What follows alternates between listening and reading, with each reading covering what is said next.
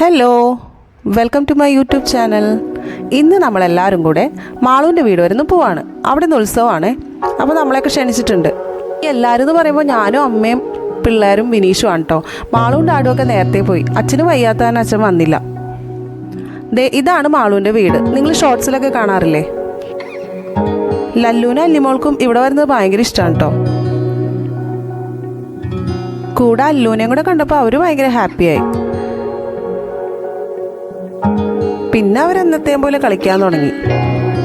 ഇവിടെ എത്തിയപ്പോഴാണ് ഞങ്ങൾ അറിഞ്ഞത് അല്ലൂന് തീരെ സുഖമില്ലാന്ന്. അവന് ഫുഡ് ഇൻഫെക്ഷൻ വന്നു. അവൻ ആകെ വയ്യാണ്ടിരിക്കുകയായിരുന്നു. പിന്നെ മരുന്നൊക്കെ കൊടുത്തപ്പോഴാണ് നോക്കിയായത്. മാളും അതിൻ്റെ ടെൻഷനിലായിരുന്നു.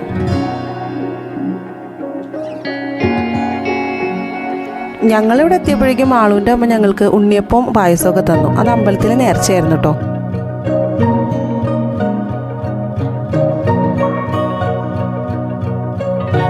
മാളു ഞങ്ങൾക്ക് വെള്ളമൊക്കെ എടുക്കാനുള്ള പുറപ്പാടിലാണ്.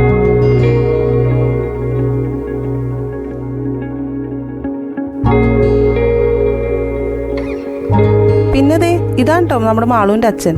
അച്ചാച്ചനും മോനും കൂടെ ഘോഷയാത്ര കാണാൻ പോവാണ്. ഈ ഒരു സംഭവം കണ്ടോ, എനിക്ക് ഭയങ്കര ഇഷ്ടമായി. നിങ്ങൾക്ക് ആർക്കെങ്കിലും അതിൻ്റെ പേരറിയാമെങ്കിൽ ഒന്ന് കമൻറ്റ് ചെയ്യണേ.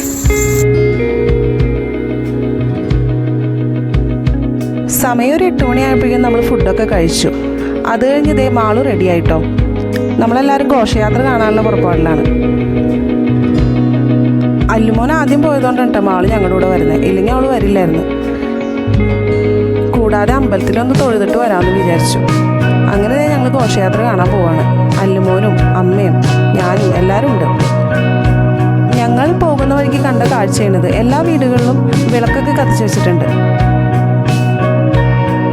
മാളുവിൻ്റെ വീട്ടിൽ നിന്ന് കുറച്ച് നടക്കാനുണ്ട് അമ്പലത്തിലേക്ക്. ഞങ്ങളിതേ പോയിക്കൊണ്ടിരിക്കുകയാണ്. അത്യാവശ്യം തിരക്കുണ്ട് കേട്ടോ. അങ്ങനെ ഞങ്ങൾ അമ്പലത്തിലെത്തി. ഇതാണ് മാളുവിൻ്റെ വീടിൻ്റെ അടുത്തുള്ള അമ്പലം, ശ്രീ കാര്യകുളത്ത് ക്ഷേത്രം. ഇവിടുത്തെ ദേവി നമ്മുടെ കൊടുങ്ങല്ലൂരമ്മയുടെ അനിയത്തിയായിട്ട് വരുന്നതാണ് മാളു പറയുന്നത്. പോകുന്ന വഴിക്ക് ലല്ലൂന് ഒരു ഐസ്ക്രീമൊക്കെ വാങ്ങിച്ചു കൊടുത്തു. ഇല്ലാണ്ട് അവൻ സമ്മതിക്കുന്നില്ല. ഞങ്ങളെല്ലാവരും മാളുവിൻ്റെ വെല്ലിച്ചൻ്റെ വീടിൻ്റെ ഫ്രണ്ടിൽ നിന്നാണ് കേട്ടോ ഈ ഘോഷയാത്രയൊക്കെ കാണുന്നത്. അത്യാവശ്യം നല്ല കലാരൂപങ്ങളൊക്കെ ഉണ്ടായിരുന്നു. നല്ല പരിപാടിയായിരുന്നു. താലമൊക്കെ ഉണ്ടായിരുന്നു. നല്ലൊരു ഘോഷയാത്രയായിരുന്നു കേട്ടോ. എനിക്ക് ഭയങ്കര ഇഷ്ടമായി. ഇത് കണ്ടപ്പോൾ പിള്ളേർക്കൊക്കെ നല്ല സന്തോഷമായി. ഘോഷയാത്ര അമ്പലത്തിലെത്തിയപ്പോഴേക്കും വെടിക്കെട്ട് തുടങ്ങി. അങ്ങനെ വെടിക്കെട്ടൊക്കെ കണ്ട് ഞങ്ങളെല്ലാവരും വീട്ടിലേക്ക് പോയി. അപ്പോൾ ഇന്നത്തെ ഈ വ്ളോഗ് ഇവിടെ അവസാനിക്കുകയാണ്. അടുത്ത വ്ളോഗിൽ നമുക്ക് കാണാം. ബൈ.